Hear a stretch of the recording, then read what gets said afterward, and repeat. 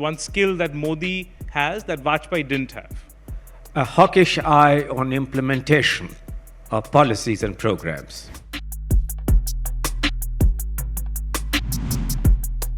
I'll start with Mr. Singh. The 16th Finance Commission is going to kind of get together by November.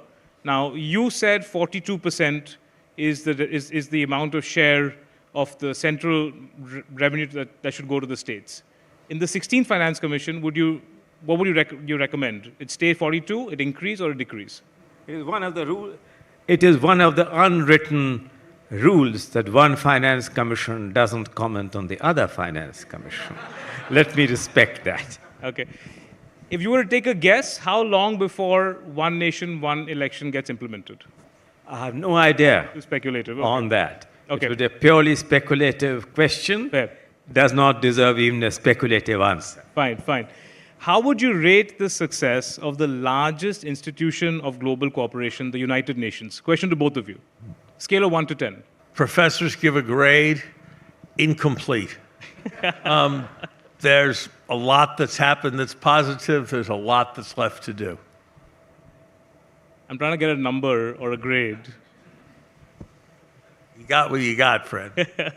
5. 5, okay. Thank you. If there was one currency other than your respective home currencies that you were both forced to save half your personal wealth in, which currency would you choose? You can't say the dollar. I can't say the dollar. I would say the rupee. Not the home currency and not the dollar for you. Not the dollar. Strangely, I would opt for yen. For the yen, okay. Larry? I was taught to always diversify, and I would hold a diversified basket of currencies. Okay. So I'm not going to answer that question. Larry, when's the last time you agreed with the decision the US Fed has made? I thought the Fed was way off course in 2021, but they've moved very quickly to raise interest rates, and that's been broadly the right thing to do. So I've been in general sympathy with what they've done for the last year. For both of you, benefit of hindsight, your report card for the role of the Finance Minister of India. How have they performed? Finance Minister, Nirmala Sitharaman's... The role means what the role should be, or how is she her performance over the last 4 years. It's been tumultuous. in the last 4 years of this government, Yes. of the current finance minister, Yes, her I turn. would give a very high rating. I would give closer to 8. Larry? India's done very well economically. That's the test of a finance minister, so high grades. Okay. Mr. Singh, one advice you would give Jerome Powell today?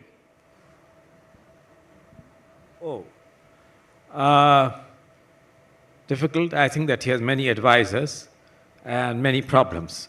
But I think that a continuation of maintaining the stability of macroeconomic policy is a paramount for long-term stability and growth. Okay. Larry, one That's advice. going out on a limb. NK has boldly recommended that the Federal Reserve focus on maintaining the stability of macroeconomic policy. That is a reckless recommendation, my friend.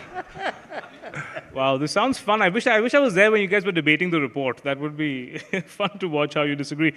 Larry, your chance to make a bold statement, go out on a limb. Your recommendation to India, Shaktikanta Das. Accelerate the work of financial reform, put more of finance into the private sector where money can find its highest and best value. 20th century financial repression has no place in mid-21st century India's economy. Cool. 2 very bold statements. I'm feeling good about my rapid fire round. Mr. Singh, one piece of advice for the US current Treasury Secretary, Janet Yellen. Consider favorably the recommendations which we are about to make on the need for recapitalization of the multilateral development banks. Larry, you can guess my next question. Your advice to the Finance Minister of India. Invest your political capital in the very important recommendations put forward by N.K. Singh in the valuable report that he has co-produced. Larry, the one thing that Indian universities can learn from American ones. Compete with each other. Compete with each other for faculty, compete with each other for students, compete with each other as to the attractiveness of programs, bring as many people in from abroad as you can, send students abroad. Be open and competitive rather than being closed and comfortable. The one thing that American education can learn from India. To remember the traditional virtues of excellence, merit, and pride through achievement. The one thing that most urgently needs reform in American universities. There needs to be more willingness to accept discomfort. Uncomfortable ideas, difficult debates, honest feedback on poor performance. One thing that urgently needs reform at Harvard. I think Harvard probably is like other universities in that regard. If we at Harvard can stay faithful to the idea of our motto, veritas and truth, and we can remember that there are many parts of society that can pursue social justice, but that it's the special and unique functions of universities to try to seek truth better and to pass that truth on to next generations. That's what I think is most important. The one thing that Biden could learn from Clinton. There's some places I don't want to go. So my colleague is like looking at me, desperately afraid that I'm going to give some kind of attempt at a candid answer to that question, but I'm not going to be so foolish as to do that. Look, I've been privileged to work very closely with three presidents, Bill Clinton, Barack Obama, and during his time as vice president, Joe Biden.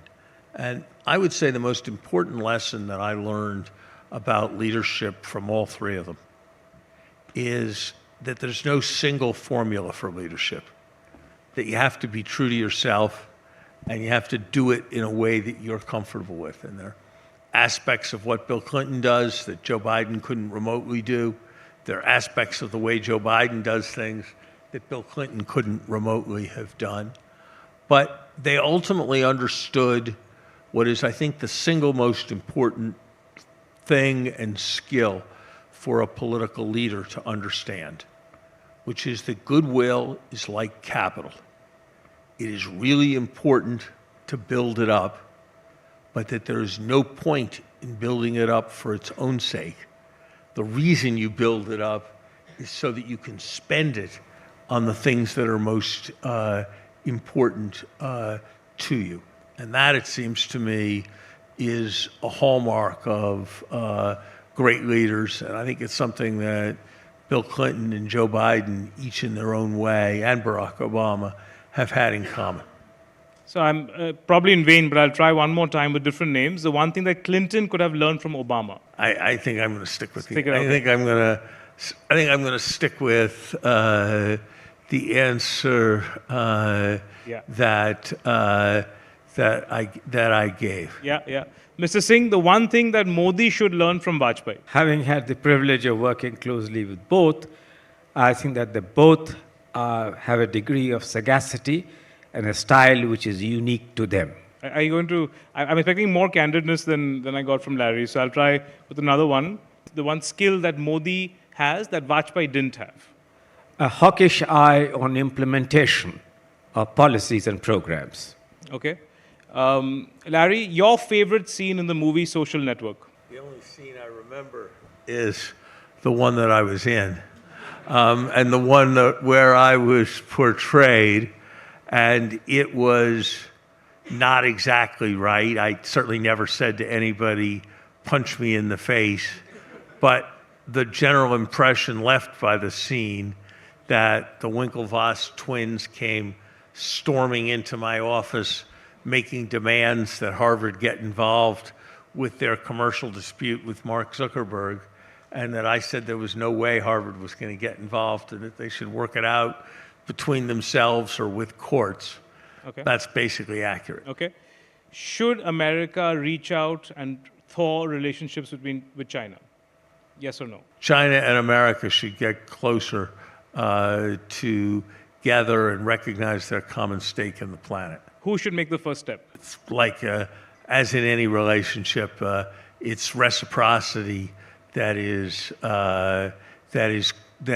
particularly important. Okay. Yay or nay to Supreme Court's decision to disallow affirmative action at Harvard? Nay, I think that Harvard should be able to make its own admissions policies based on its own admissions philosophy. I think, though, that we should, in admissions, put much more weight than has currently been put on helping people who have had a generalized disadvantage in life, which can come in many forms. And I would rather see us give much more preference to very disadvantaged people who have come out of majority ethnic groups over extremely privileged people from minority ethnic groups. And so the question of privilege versus disadvantage should, I believe, loom much larger in our educational decisions, and the question of identity should loom much less large.